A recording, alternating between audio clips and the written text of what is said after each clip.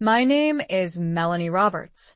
For my entire life, my parents treated my younger sister like a princess, and me like a mistake. When she graduated, they threw her a huge party. When I graduated medical school, they forgot to show up. I learned to live with it. Then one Sunday, I arrived at a family dinner with exciting news. I was pregnant. My husband squeezed my hand. I smiled and said, "Mom, Dad, you're going to be grandparents." The room went silent. My sister suddenly stood up. Then my mother looked at me and said something I'll never forget. "The first grandchild belongs to your sister." I thought she was joking. She wasn't. 5 minutes later, I was standing outside in the rain, disowned, pregnant, and completely alone. But 6 months later, the same family that threw me away was standing on my doorstep, begging, because they had just discovered a secret that changed everything. My name is Melanie Roberts. I grew up in Denver, Colorado. My younger sister, Ashley, was always the favorite. If she wanted something, she got it. If she made a mistake, my parents blamed someone else. But if I succeeded, they acted like it never happened. When Ashley graduated college, my parents rented a luxury ballroom. More than 200 guests attended. When I graduated from medical school, my parents sent one text: "Congratulations. We're busy." That was it. Still, I never stopped trying to earn their love. 5 years later, I married the man of my dreams, Daniel Roberts. He loved me exactly as I was. For the first time, I finally felt like I had a real family. Then one spring evening, I discovered I was pregnant. Daniel picked me up and spun me around the kitchen. "We're going to be parents." We both cried. We couldn't wait to tell everyone. The following Sunday, my parents invited the whole family for dinner. Ashley was there. Her husband was there. My grandparents. My uncles. Everyone. I smiled, held Daniel's hand, and stood up. "I have some wonderful news. I'm 12 weeks pregnant." The room became silent. For a moment, I thought everyone was surprised. Then Ashley slammed her glass onto the table. "What?" Before I could answer, my mother stood up, her face filled with anger. "How could you do this to your sister?" I blinked. "What do you mean?" My father pointed at me. "Ashley has been trying to have a baby. You should have waited." I couldn't believe what I was hearing. I whispered, "You want me to postpone having my own child?" My mother shouted. The first grandchild was supposed to be Ashley's. Daniel stood up immediately. "That's enough." But my father walked toward us. "If you really loved this family, you'd stop making everything about yourself." I felt tears running down my face. Daniel wrapped his arm around me. "We're leaving." As we reached the front door, my mother yelled one last sentence: "Don't come back until you learn to put your sister first." That night, I blocked every family member's phone number. I thought I had lost my parents forever. I had no idea that 6 months later, they would be knocking on my front door, desperate, because they had just learned a truth that would change all of our lives forever. 6 months passed. Daniel and I bought a beautiful home outside Denver. Our baby girl was healthy. We named her Grace.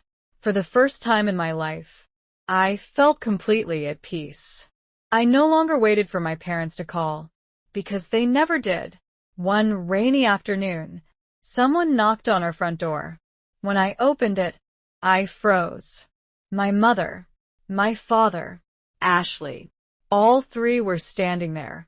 My mother was crying. My father looked terrified. Ashley couldn't even look me in the eyes. For a moment, no one spoke. Then my mother whispered, "Melanie, we need your help." The daughter you disowned. She lowered her head. "Please, just hear us out. Daniel quietly carried Grace upstairs. He kissed my forehead. "I'll let you decide." I invited them inside. No hugs. No smiles. Just silence. Then my father placed a folder on the table. "Yesterday." Ashley collapsed. I looked at my sister. She looked exhausted. The hospital had diagnosed her with a rare heart condition. She would need major surgery very soon. I felt sorry for her. Despite everything, she was still my sister. Then my mother grabbed my hand. "Melanie, the doctors found you're the only perfect donor match in the family." The room fell silent. I slowly pulled my hand away. "So, the daughter you threw away is suddenly important?" No one answered. Ashley started crying. "I never wanted Mom and Dad to treat you like that. I should have stopped them. I'm sorry." For the first time, she looked genuinely ashamed. But years of pain couldn't disappear in one afternoon. As I stood up, I quietly said, "I'll think about helping Ashley, but not because of you. I'll do it because I don't want my daughter to grow up believing revenge is stronger than kindness." My parents burst into tears. They realized the daughter they had rejected had become the strongest person in the family. The next morning, My phone rang. it was the hospital. "Dr. Roberts, we've discovered something unexpected in Ashley's latest test results. What we found changes everything." I felt my heart stop. "What happened?" The doctor took a deep breath. "You need to come to the hospital immediately." The drive to the hospital felt endless. My mind raced with questions. What had the doctors found? Why had they sounded so serious? When Daniel and I arrived, the chief cardiologist was waiting. "Dr. Melanie Roberts, please come with me." He closed the office door, then placed Ashley's medical file on the desk. We repeated her DNA screening before surgery. I frowned. "Why?" He looked directly at me. "Because something didn't make sense." My heart started pounding. "What do you mean?" The doctor took a deep breath. "The test confirms Ashley is not your biological sister." The room went completely silent. I couldn't speak. "What?" The doctor nodded. "We verified the results twice. There's no biological relationship." I felt like the floor disappeared beneath me. Minutes later, my parents arrived. I placed the report on the table. My father turned pale. My mother immediately started crying. I whispered, "Tell me the truth." No one spoke. Then, my father finally broke the silence. 28 years ago, your mother couldn't have another child. A close family friend asked us to adopt her newborn daughter. That baby was Ashley. I looked at my mother. "You lied to us our entire lives?" She nodded through tears. "We were afraid. If anyone knew Ashley was adopted, she would feel different." I couldn't believe it.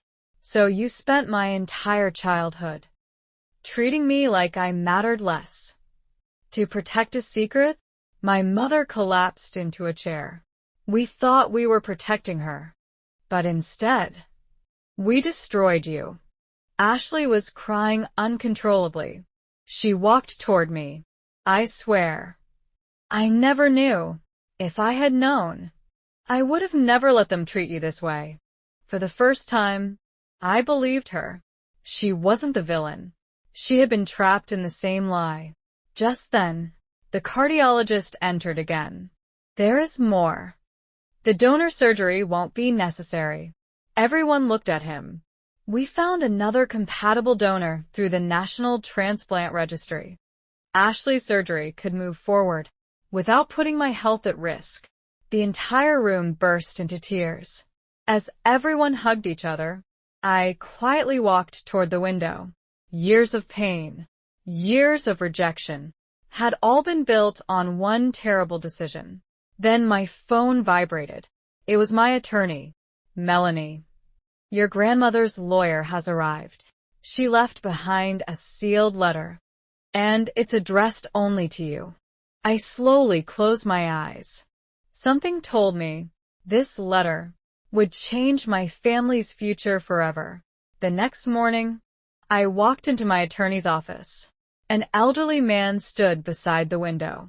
He smiled gently. I'm Mr. Harrison. I was your grandmother's lawyer. He handed me a small wooden box. Inside was a handwritten letter. On the front, it simply said, "For Melanie, when she finally learns the truth." My hands trembled. I slowly unfolded the letter. My dearest Melanie, if you're reading this, it means life has finally shown you who truly loves you. Tears rolled down my face. The letter continued. I watched your parents favor Ashley for years, not because they loved you less, but because they believed Ashley needed more protection. They were wrong, and I knew one day they would regret it. Mr. Harrison quietly placed another folder on the table. Your grandmother left you something else. Inside were the ownership papers to her ranch in Colorado, along with investment accounts worth over $18 million. I stared at him. This can't be real. He smiled. It is. Your grandmother believed kindness should always be rewarded. She left everything to you. 2 weeks later, Ashley successfully recovered from heart surgery. When she returned home, she asked if she could meet me. We sat together in a quiet park for several minutes. Neither of us spoke. Then Ashley quietly whispered, I spent my whole life believing I deserved everything, but I never realized you were paying the price. She started crying. I'm sorry, Melanie. I can't change the past, but I hope one day you'll let me be your sister. I looked at her. For the first time, I saw honesty, not jealousy, not pride, just regret. I reached across the table and held her hand. We can't rewrite our childhood, but maybe we can choose a better future. Ashley broke down in tears. Months later, my parents came to my home, not to ask for money, not to ask for forgiveness, just to apologize. My father looked at my little daughter, Grace. His voice trembled. We almost lost the privilege of knowing our granddaughter. My mother cried. We spent years choosing favorites and almost lost the daughter who never stopped loving us. I hugged them, not because they deserved it, but because I refused to let bitterness become my daughter's inheritance. 1 year later, I opened the Grace Roberts Family Foundation. It provided scholarships for young women studying medicine and support for adopted children and struggling families. At the opening ceremony, reporters asked me, what inspired you to build this foundation? I smiled. My childhood taught me what rejection feels like. My future taught me what compassion can do. As the sun set over the Colorado mountains, Daniel held my hand. Grace laughed as she ran across the grass. Ashley stood beside us, healthy, smiling. For the first time, we looked like a real family. I finally understood something. The greatest revenge isn't making people suffer for what they did to you. It's creating a life so full of love, forgiveness, and purpose that their mistakes no longer control your future.